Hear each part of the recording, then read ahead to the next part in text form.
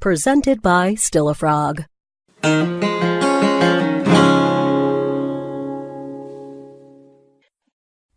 Surrounded by women mostly, a few couples, with the men glued to their phones as that somehow seemed to diminish their presence in what was otherwise all-female territory, I fidgeted in the faux leather waiting room chair, crossed my legs, then uncrossed, sat on my hands, played with my own phone, tossed it aside in favor of the latest issue of O magazine, anything not to think about the only thing I could think about.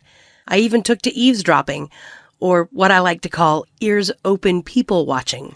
It was a waiting room after all. How could you help yourself? "It's going to be okay," he said, the man with the big, bushy Duck Dynasty-inspired beard. God, I hate that trend. His large, knuckly hand patting her comparably tiny knee. "You don't know that. What if it didn't work? What if it never works?" She was weepy, her eyes red, suggesting she'd apparently been weepy for some time now. "You gotta have faith, hon. I do. I know it's gonna happen." "Don't say that," I wanted to scream at him. "Don't tell her that, for Christ's sake.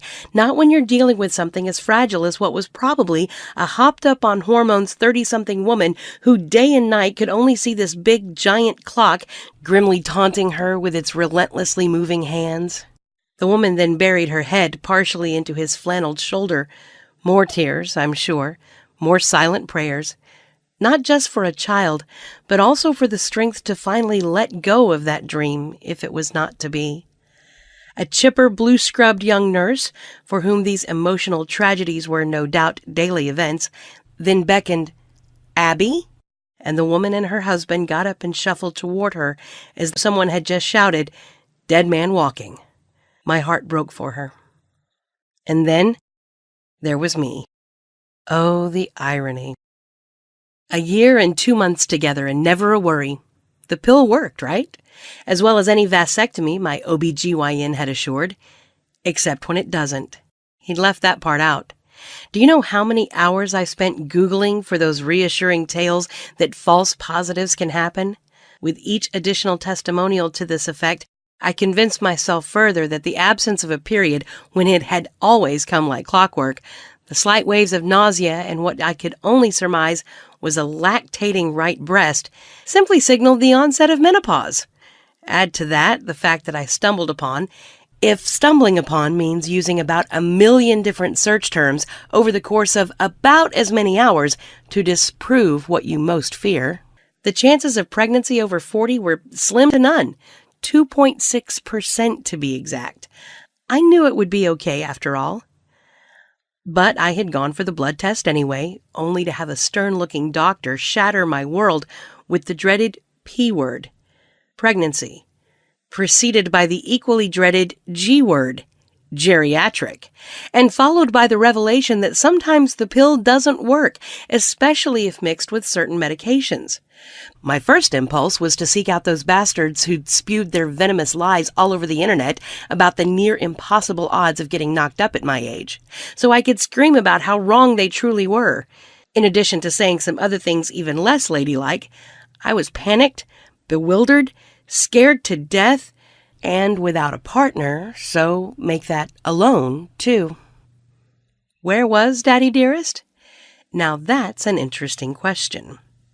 We'd met online. I know, I'd heard all the horror stories, but I also heard the old guy with the glasses say that more marriages happen through eHarmony than any place else. I'd watched the tear-jerking commercials in which, lo and behold, Kate from Kentucky finds her soulmate, who unbelievably lived 5 streets over from her for 15 years. I'd gone to the wedding of a friend who'd met his bride-to-be on Match.com, a perfect pairing in every way possible. And so, like all too many women of a certain age, I'd heard the "don't try this at homes," but I'd listened to the "and they lived happily ever afters."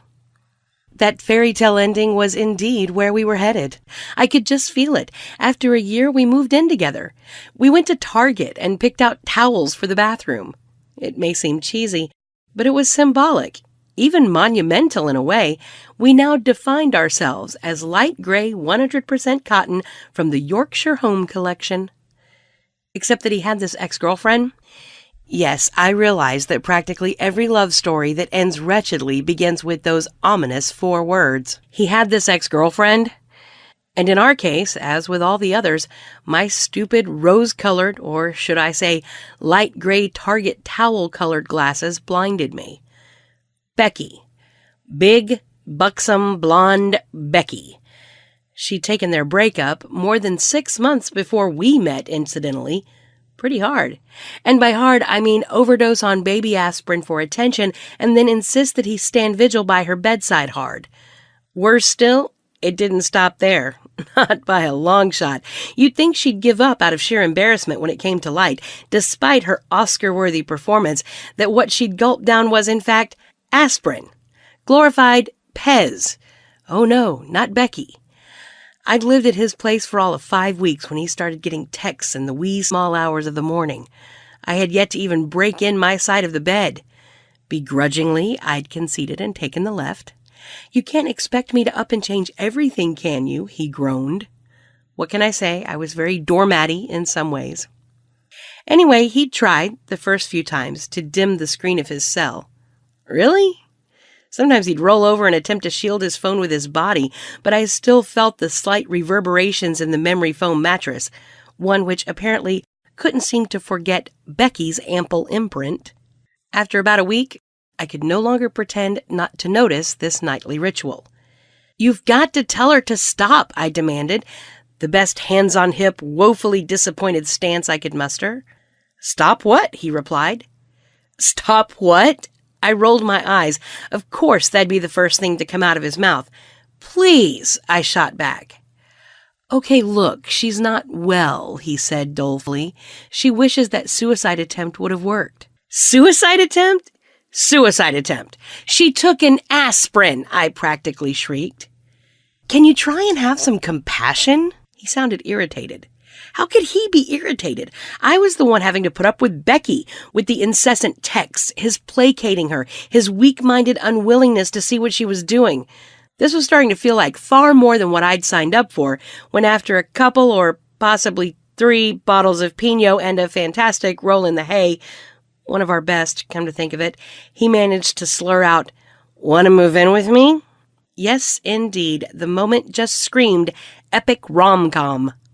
Long story short, or a little shorter at any rate, Becky never did go away. And apparently NyQuil really does compromise the efficacy of the pill. Write that on the damn bottle, why don't you? You have every other side effect imaginable in font size .002 on that stupid label. Why not include may cause creation of a human? So, because of a few sniffles and a half shot of cold medicine, here I sit. And where is he? I was getting to that. I told him as soon as I got home after receiving the official results.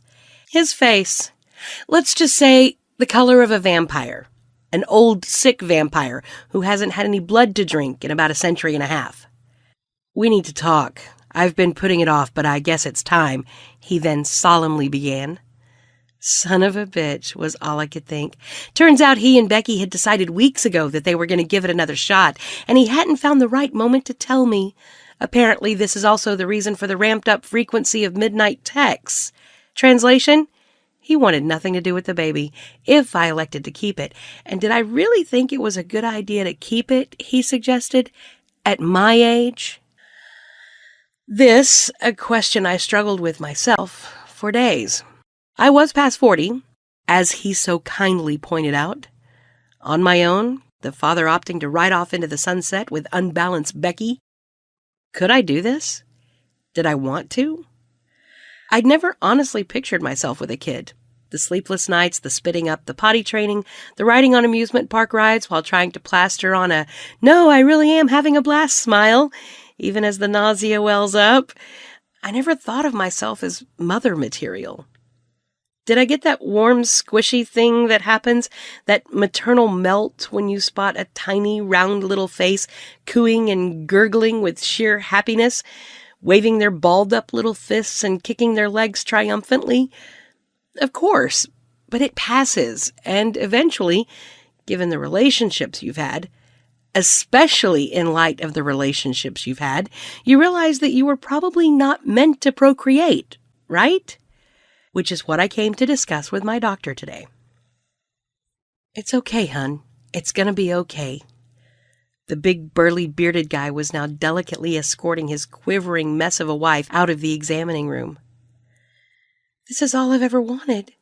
This is all I ever wanted, she kept saying in an almost little girl lost voice, not caring who heard or saw, as though if she repeated it enough times and clicked her heels together, she would somehow make it so. I cried inwardly, watching them. Slowly, the woman, Abby, somewhat hunched over now, appearing to cradle a stomach that there was apparently no need to cradle, made her way out the waiting room door. "Diana," the cheerful nurse from before called out, not quite as jubilant, most likely possessing more of a situational awareness at this point. I stood and gently touched the center of my belly. I looked down then, and in that instant, everything I'd thought, everything I'd decided about not being mother material, suddenly came undone. A Pandora's box of chaotic emotion unleashed. "Here we go," I whispered.